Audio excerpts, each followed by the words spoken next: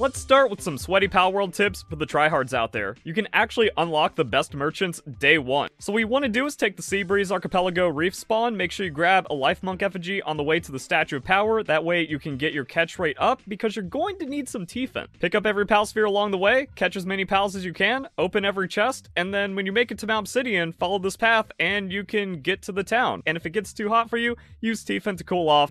There's a fast travel point there and the merchant, which means now you have heat armor unlocked, and you can also just buy a gun without crafting, building a base, or doing anything. A little bit expensive, but it's definitely going to give you a head start. Same thing to get to Dune Shelter. Take the Eastern Wild Island spawn and then just swim your way across to the desert. You don't even have to put any points in stamina to get there because of this nice little island in the middle. Now the desert is hot, so you can use the armor that you got at Fisherman's Point. Now the pals are very dangerous and you might die a couple of times getting there, but you don't need anything to get to Dune Shelter. Also, the first thing you should probably do on a new playthrough, especially if you're playing on normal mode and you don't have any items to lose, is take a lot of deaths early on and then unlock the fast travel points by all of the respawn points, and now you have a lot of the map just instantly accessible. And right after making this video, they nerfed it for balance, so let's see how this interacts. Alright, fresh single player world, and that's our only respawn point. But what if we just make our existing single player world multiplayer?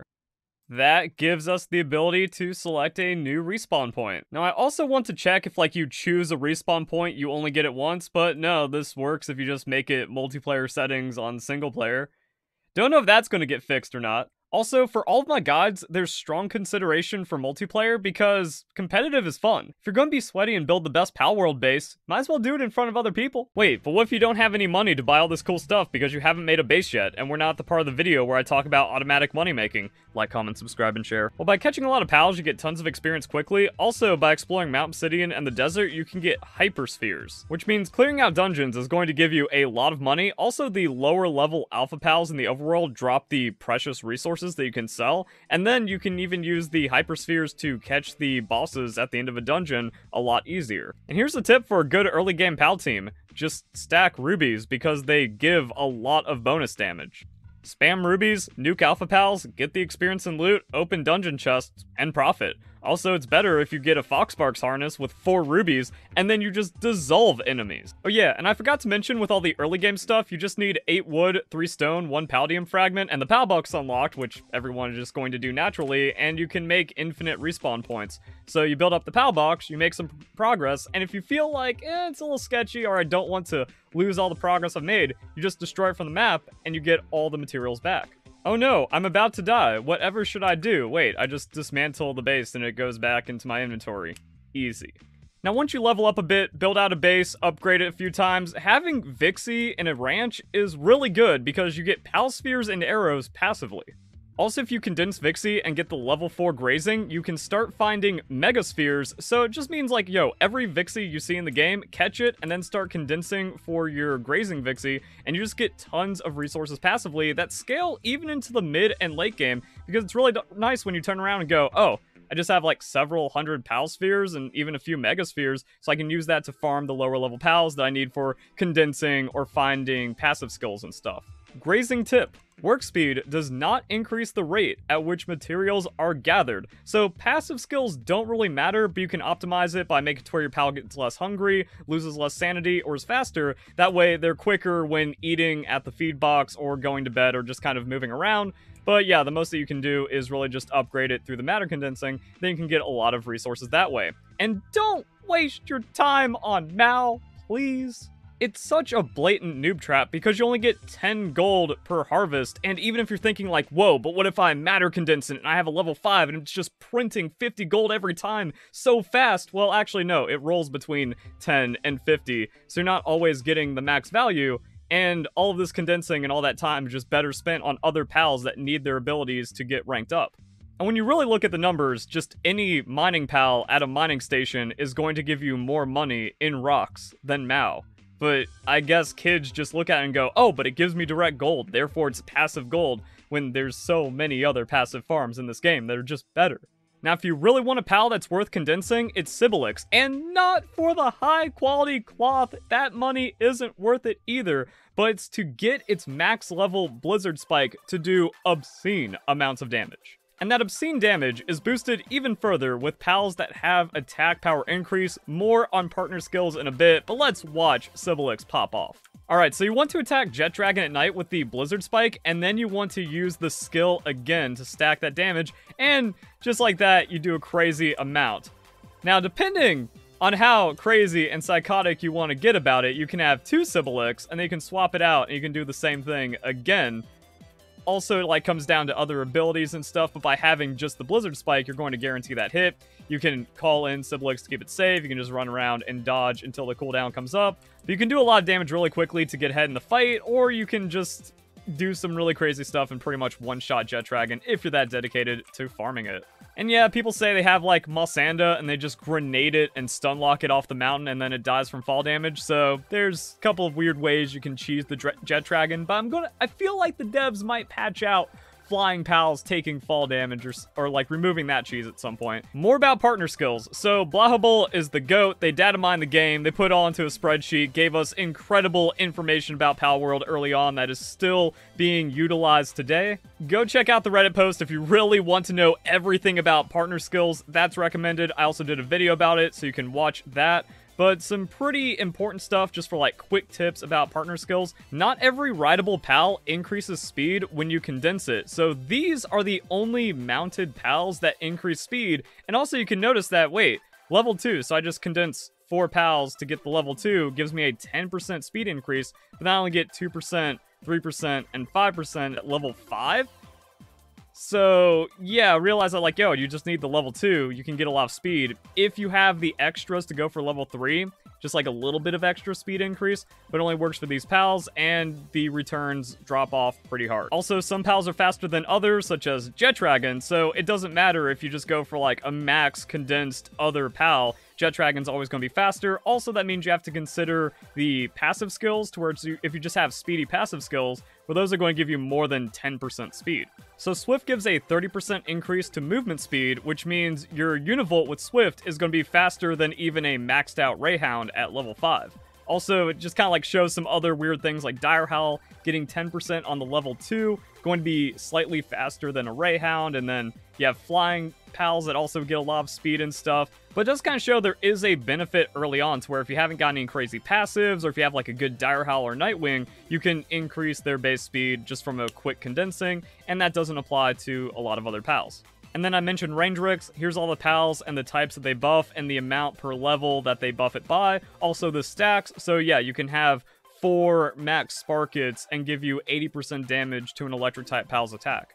I did a video on crazy Sweepa buffing where it's yo, you give your Sweepa 96% attack and defense by having all the maxed out Swees, and it's not good, it's not worth it. So that's also another tip. Just don't worry about the Sweepa stuff, especially when Sibylix does so much damage. Now, if you're a new player or haven't found out about quick stacking yet, you can just press R in an inventory and it's going to auto sort all of those items into the chest. And you might be wondering, wait, why do I have all of these coins here? Well, coins are really good ways of having blockers for chests. That way wrong items don't go into the wrong inventories. So you can pretty much go, I only want certain crops in this chest, and then you just fill it up with gold coins because you always have gold coins on you, so you can just quickly control click and then fill up the inventory and manage it how you want to. Now, R gets in the way of that, but I mean, it doesn't really take anything to just go that and fix it. Same thing with the feed box, that depending on what you want your pals to eat, you can just fill up the rest of it with honey or cotton candy because they never spoil, and as long as you have a good enough buffer, they're also not going to be eaten by the pals because it's going to be the first item available that gets eaten, and then you can just kind of make it to where your pals will eat exactly what you want, and it's not going to get filled up with your farming resources.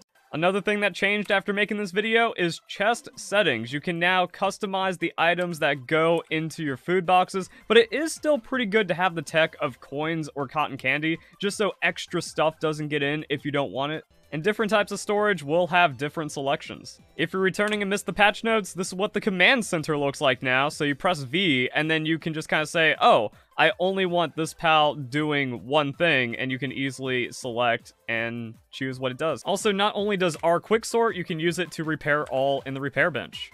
There's also a pizza versus salad debate going on in the Palworld community, and I'm on Team Salad because it's so much easier to make. That all you need is lettuce and tomato farm. I did a video on making money with that. Also, it's a 40 workload versus 320 workload, so you make your salads, it increases your work speed, you're good to go. But pizza takes quite a few more stuff and a little bit of extra manufacturing for the flour. Pizza has a nutrition of 184, but also makes it to where your pals stay full, whereas salad is only 84 nutrition and doesn't have that, but they give the same amount of work speed increase. Now, the interesting thing is, certain pals, they're actually not going to get hungry before the buff runs out, but with salad, they're going to keep that buff up because they will get hungry a bit more frequently, so salad is better for work speed uptime, easier to make, and easier to profit on. Next tip. Poison and fire OP because the damage scales with health. So that's really good against bosses that do tons of health. Like, look at that. The arrow does 10, and then I'm just ticking 200. And you can also stack the status effects. So we'll have poison and fire happening at the same time, fire doing slightly more damage. So you just have consistent damage to keep up with. Also, shock grenades OP because you can stun lock bosses with them. It's not a 100% chance to stun, but it does a lot. Now, it's a little tricky to aim and hit them with it, but that just kind of shows, like, if you have a pal that's supporting you with fire and poison damage, and then you can keep them stunned also with your pal or the shock grenades, you can cheese out a lot of fights that way. So while playing the game for the first time, you might have thought, man, I need to make the poison bow and it only shoots the poison arrows. I'm gonna pass. But as you can see, that's not the play in certain situations. You can also teach your pals poisoning and burning moves with skill fruit. So Ignis Blast is good, Poison Blast is good. If somehow you don't get access to those early on, you can find Ignis Breath from the Fisherman's Village Red Trader. And Dragon Cannon can also burn the opponent, and it's a really good low cooldown move to have. And the crazy thing about shock grenades is that they cost almost nothing to make. You might see the regular grenade and go, gunpowder? I don't know if that's worth it. But then the elemental grenades, they just need the organs. So yeah, unlock that. Use it. It's really good. Also, one of the best pals you can have in a base is Jormuntide Ignis. Don't let high Paldex number or habitat fool you that, yeah, you can farm Jormuntide Ignis out here, but you can also get it very, very early on in the game. Huge dragon eggs from Mount Obsidian hatch Jormuntide Ignis. So you just need the egg incubator and you can hatch it, and also it helps to have a flying pal, that way you can get around the mountain a lot easier, but if you find a giant dragon egg, GG easy. Now, like with any working pal, you want to go for Artisan, Serious, Work Slave. Lucky, probably not going to be something you get on it, because the only way you can get Jormuntide Ignis through breeding is with 2 Jormuntide Ignis. Not anymore. Worker Jormuntide Ignis, easy. Can also go for Conceited here because that's just 10% work speed, which means it doesn't really matter at that point. And then a tip/reminder is to upgrade the work speed of the best pals that you have working in your base. It might go overlooked sometimes, so bring them to the Soul Shrine, and then if you've got some spare pal souls, just make them better. Okay, now here's where things get crazy, because we're going to be talking about overworld mining. The ores and rocks in the overworld, they're kind of crazy. So here we have an Anubis with a crazy attack stat, but only level 3 mining, hitting about 50 damage on the rocks. Here we have 2 Astegon, they're both level 4 in mining, also doing about the same damage at the same rate, despite having different work speed and different attack. Now, my only observation is that maybe the higher attack Astegon hits slightly higher, slightly more often, but that could just be RNG. And that's the same if we throw a Blazemud out there, it's going to look very similar to the Astegon numbers. So Anubis, despite having 1200 attack, is doing less than the 300 attack Astegon with 136 work speed, but then the 747 attack Astegon is mining at the same speed, which just kind of shows this doesn't matter for the overworld anymore, it's going to be about the mining level. Now, depending on the last time you played, Digtoise might have sucked for mining. That is no longer the case. It devours ore. So the amount of damage is going to scale with its Drill Crusher ability, and that's it. But also, if you just have it out as a working pal, it's still faster than any other pal. We saw the Astegon and Blazemud doing 70 per hit slowly. That thing just did hundreds of damage instantly, just being in the pal box. So if you want overworld mining base, Digtoise is the play, but also because it has level 4 mining, it's really good for the quarries as well. It's also worth noting that an update to the game changed working priorities. So if there's an ore in the overworld in your base, they're actually going to leave the mining pit to mine that first, then go back to quarrying stone. This is huge for ore mining bases, and also kind of shows the considerations that you want for the most stone possible. So level 4 mining pals are the play, which means that you want to prioritize work speed on your pals, so something like Musclehead is going to be really bad if you have a base full of mining pals. There's also some interesting tech with Digtoise to where an alpha Digtoise is larger, so it has a better chance of mining multiple ores at once. So farming alpha Digtoise in the desert is also an option you can take. Now you might be thinking, well, none of that matters because of the new ore mining site. However, this information about how pals damage rocks and the interactions with the base is still really good for coal mining bases.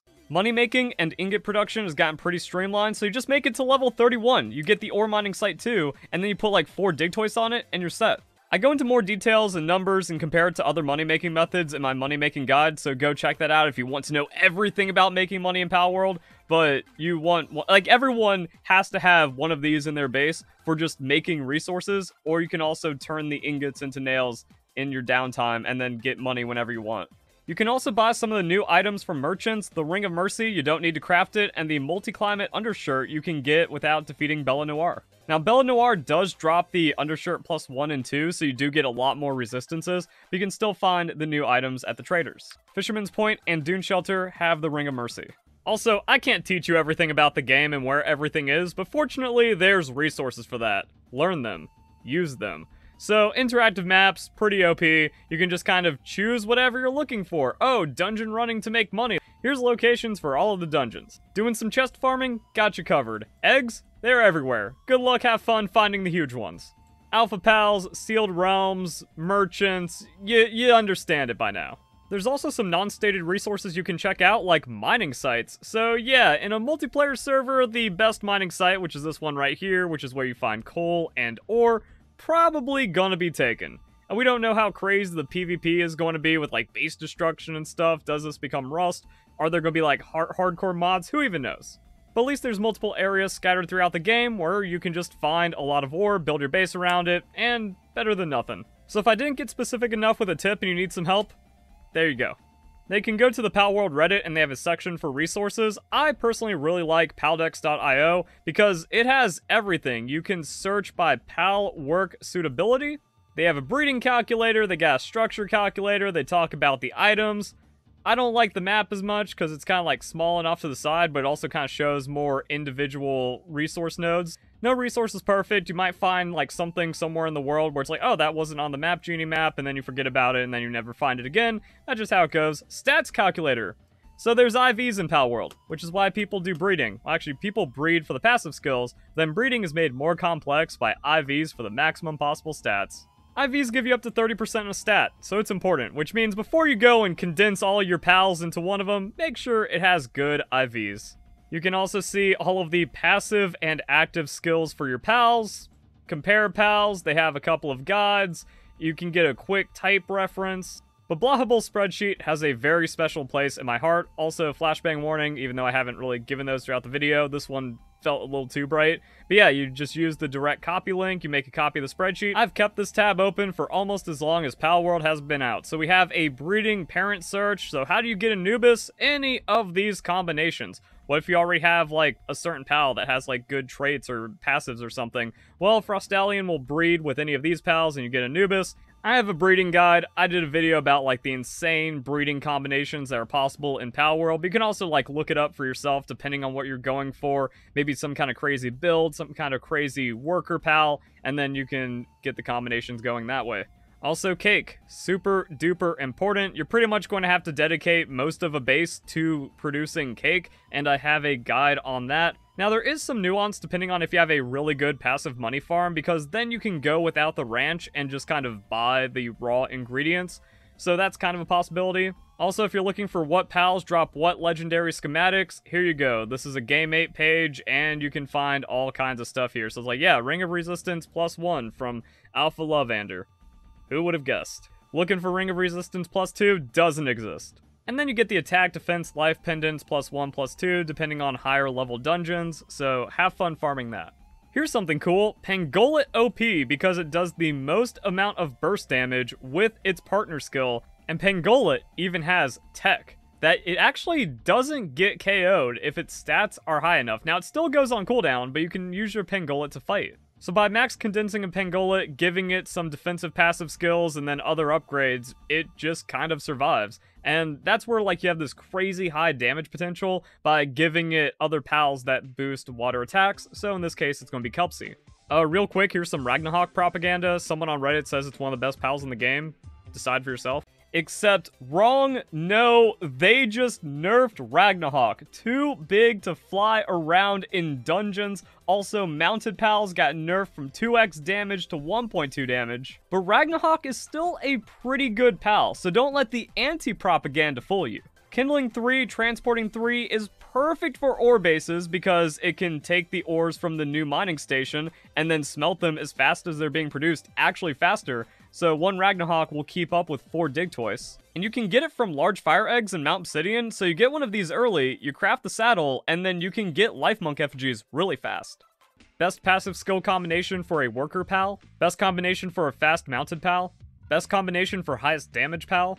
Best combination to do the most amount of damage with a specific type of attack. So the previous one with Lucky gives you 15% attack, and that's just going to be if you're using a variety of moves. But if you have something like the Sibylix, you actually want Ice Emperor instead of Lucky. So actually, when I was using Sibylix, Ice Emperor would have been better because it gives me more damage. Also, I feel like with the way the damage calculation interacts, it's going to be more than just like the 5% because we have the flat elemental damage on top of the pal's attack damage. And then you swap that out for whatever type of pal you're dealing with. We have Lord of the Sea for water types. That's going to be really good for Pangolin. Divine Dragon, that's what you get when you capture Jet Dragon.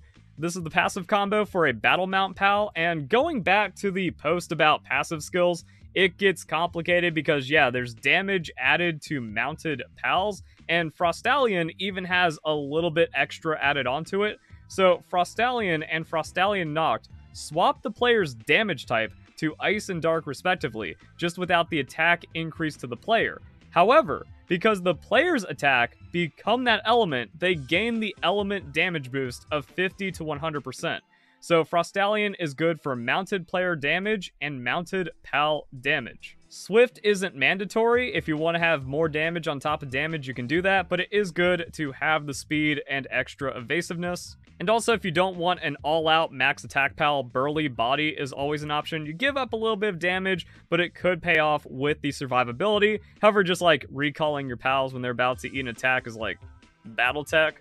But that's the guidance on what passive skills to breed for what the pal's goal is. If you need to farm pal souls and tech manuals, got a guide for that. Even better, the Crusher now converts pal souls, and it's only 2 for the next tier. So 2 small gives you medium, 2 medium gives you large, and you can break them back down. Also, another returning player thing. So you might have heard about Life Monk effigies being bugged and reducing player capture power or something.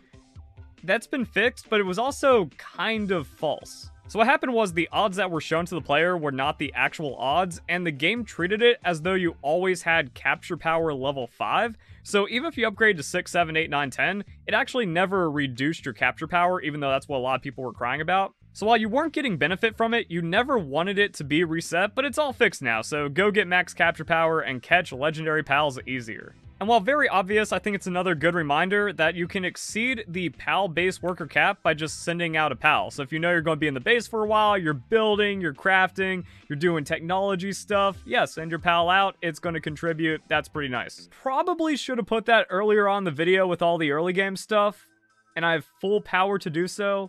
Kinda don't want to at this point. So there's some pal skills you can't get from skill fruit, but you can get from breeding. Here's the list. And an interesting note, you can breed Megaton Implode from Toko Toko onto any pal that has like the breeding chain. This list was posted in a Reddit thread about someone that made like the ultimate nuke Lamball, but here's the thing, this Lamball doesn't have Megaton Implode, it just has Implode. Also, as you might have seen, it does a lot of 9s to the Lamball, so no amount of defenses is surviving that, unlike the Pangolin. And on top of active skills from skill fruit and breedable skills, there's also exclusive skills that a lot of pals get.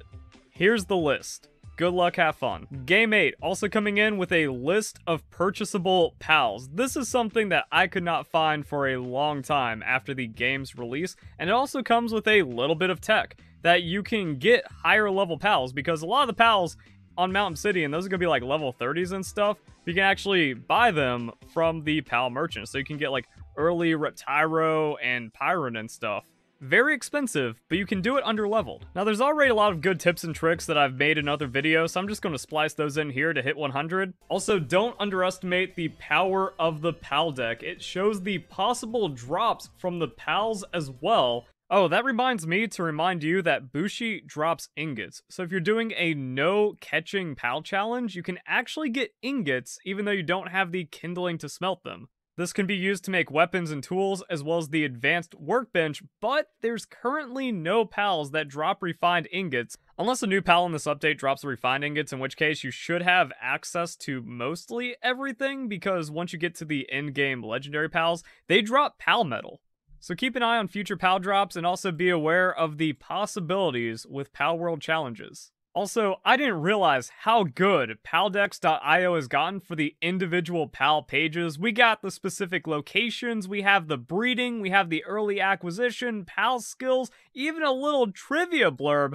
We Bulbapedia now, this is crazy. So if you go to the PAL deck, you might see that characters are grayed out, but you can check their habitat, and it doesn't matter if you caught them or not. You just need to make sure you're on the right one. This was the first mistake I made. I thought like you had to catch it to be able to find the habitat, but if you've seen it and you don't remember where, you can just kind of find it anywhere and it's going to be highlighted on the map. Now this dude brought the tech.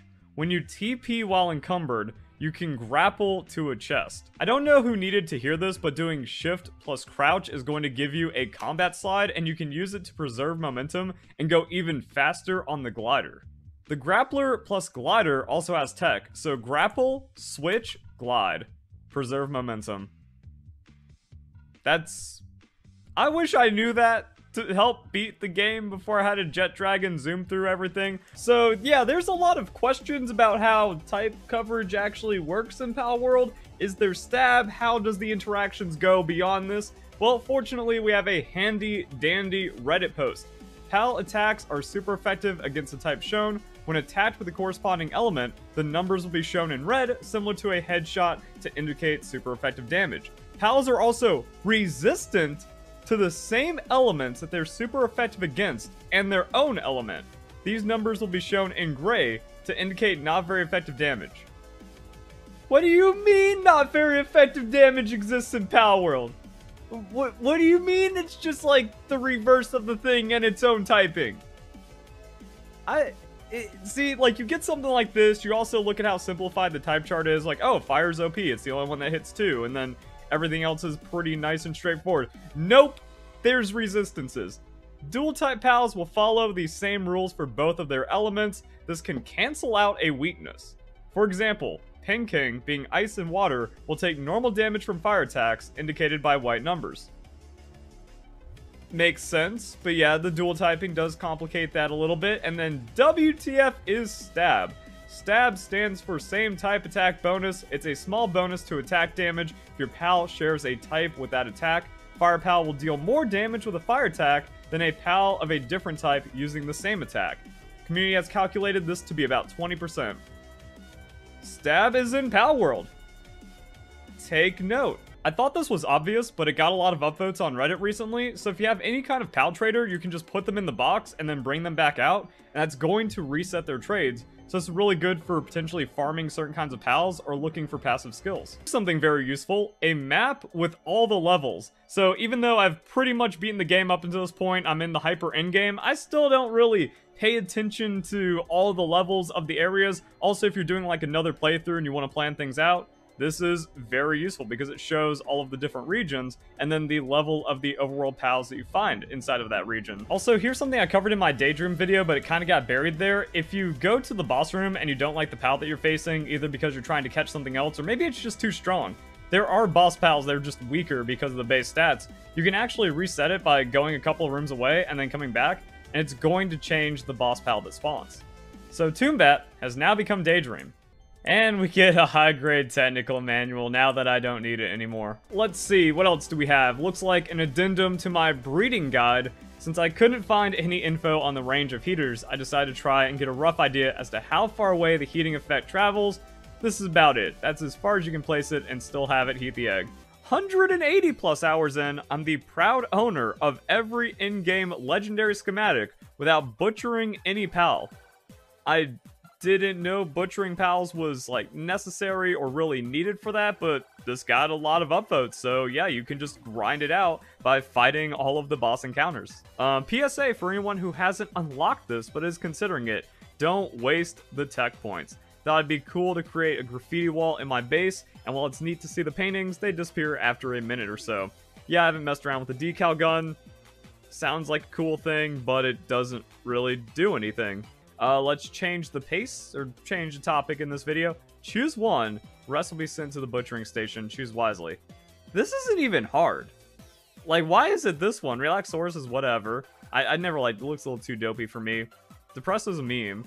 Anubis is just a Lucario ripoff, and Chillet is the best. So, like, this is the easiest one of these ever. Now, you put Quiver and Chillet and a couple others in there, and now we're having problems. Well, that's where I stand on this discussion. Like, comment, subscribe. All storage units and how much space they have. So, just a nice little informative thing. The PAL container. That was my biggest mistake. It cost so much. I made it like a central part of the storage in my base, but then, no, just the metal storage has 40... 24 on this, 20 on the lockers. The lockers suck. Any of the decoration just kind of suck because it's more resources to get the same amount or less space. Maybe it helps, like, because you can put them in a nice little spot. But yeah, overall, kind of weird. Other storage, 15, 12, 10, so on. Would be really neat to have this information in the crafting menu at developers. And that's it for me. I'm tired. If you have any tips, put them down below because there's always another tips and tricks video to be made. It's just so good in the YouTube algorithm. If you enjoy the video, please share, like, comment, all of that fun stuff. It helps out more than you can imagine. Hope you guys enjoyed. Hope you all have a nice day. Thank you very much for watching.